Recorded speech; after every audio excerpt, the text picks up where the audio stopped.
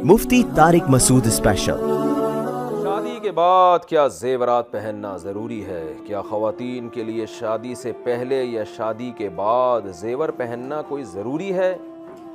इस तरह मेहंदी या सुरमा लगाने का क्या हुक्म है? बिनते अब्दुल्लाह, कर्नाटक, इंडिया से। देखें, शादी के बाद भी ज़रूरी नहीं है, शादी से पहले भी ज़रूरी नहीं है, लेकिन अफजल ये है कि औरत ज़ेवर का इस्तेमाल करे। एक रिवायत में आता है कि रसूलुल्लाह सल्लल्लाहु अलैहि वसल्लम ने खातून के हाथ देखे बग़ैर मेहंदी के, तो आपने तंबीह की कि क्या मर्दों का हाथ है? तो औरत को चाहिए कि वो औरत ही के अंदाज से रहे, तो वो इस्तेमाल करे। अलबत्ता कंवारी लड़कियाँ जिनके शौहर नहीं है वो ज़्यादा ज़ेबो ज़ीनत इख्तियार करें और उसमें फ़ितने का अंदेशा हो, तो इसकी हौसला अफजाई नहीं की जाती। तो इल्ला ये कि कोई निकाह करना चाहती है और जो है वो रिश्ते वाले आ रहे होते हैं देखने के लिए, तो बाज़ दफ़ा वो बसूरती की बेस पे रिजेक्ट कर देते हैं, तो वहाँ ज़ीनत इख्तियार करना ठीक है, क्योंकि निकाह एक जायज़ काम है, सुन्नत काम है। तो इसकी हर वो चीज़ जो निकाह पर उभारे वो भी जायज़ और मुस्तहब काम है। तो शादी से पहले भी ज़ेवर का इस्तेमाल जायज़ है, लेकिन शरीयत में तरगीब निकाह के बाद है, ज़्यादा है, क्योंकि शादी से पहले तो फितने का अंदेशा है, शादी के बाद वो अंदेशा कम हो जाता है। वजह उसकी है कि सबको पता चल जाता है कि भाई ये किसी की ज़ौजा है, और दूसरा शौहर का हक़ भी है कि औरत उसके लिए ज़ीनत इख्तियार करे। तो दो वजह से इसकी अहमियत बढ़ जाती है, इसलिए जायज़ है, बल्कि बाइसे सवाब है। लेबॉर्ट्री का नाम रेफ़र करने पर कमीशन लेना। मैं पेशे से एक डॉक्टर हूँ, हमारे पास काफ़ी मरीज़ ऐसे भी आते हैं जिनका हमें शुगर टेस्ट, अल्ट्रासाउंड या खून वगैरह का टेस्ट करवाना होता है।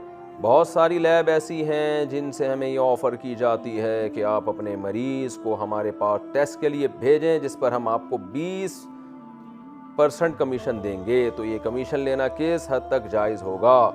फ़ातिमा सिद्दीकी, इंडिया से। जायज़ नहीं है, क्योंकि आपको जो पेशेंट जो फ़ीस दे रहा है वो इस बात की दे रहा है कि अगर कोई टेस्ट है तो आप उसको टेस्ट लिख के दें, और अगर कोई मेडिसिन है तो आप उसको मेडिसिन लिख के दें, और टेस्ट भी वो लिख के दें जो सस्ता हो और जिसमें पेशेंट का फ़ायदा हो। फ़ायदा किस में होता है? सस्ता टेस्ट और जो पेशेंट के घर के करीब हो, या कोई ऐसी लेबॉर्ट्री हो जो ज़्यादा बेशक दूर है लेकिन आप समझते हैं उसके रिज़ल्ट में एक्यूरेसी ज़्यादा है। तो ये चीज़ तो आप पर दयानतन वाजिब थी और आप उसके पैसे पेशेंट से ले चुके हैं, ये रेफ़र करने के। फिर अलग से जो कमीशन लेबॉर्ट्रियों से लिया जाता है उसके जो फसादात सबके सामने हैं कि एक जनाब मरीज़ यहाँ नाज़माबाद में और लेबॉर्ट्री यहाँ पर नागन चौरंगी पे लेबॉर्ट्री मौजूद है, और डॉक्टर ने जनाब कमीशन लिया हुआ है जो नॉर्थ यानी नाज़माबाद के एरिया की तरफ, वो बेचारा घंटा बस में बैठ के वहाँ जा रहा है लेने के लिए, तो सिर्फ आपके कमीशन के चक्कर में। तो ये पेशेंट के साथ ख़यानत है।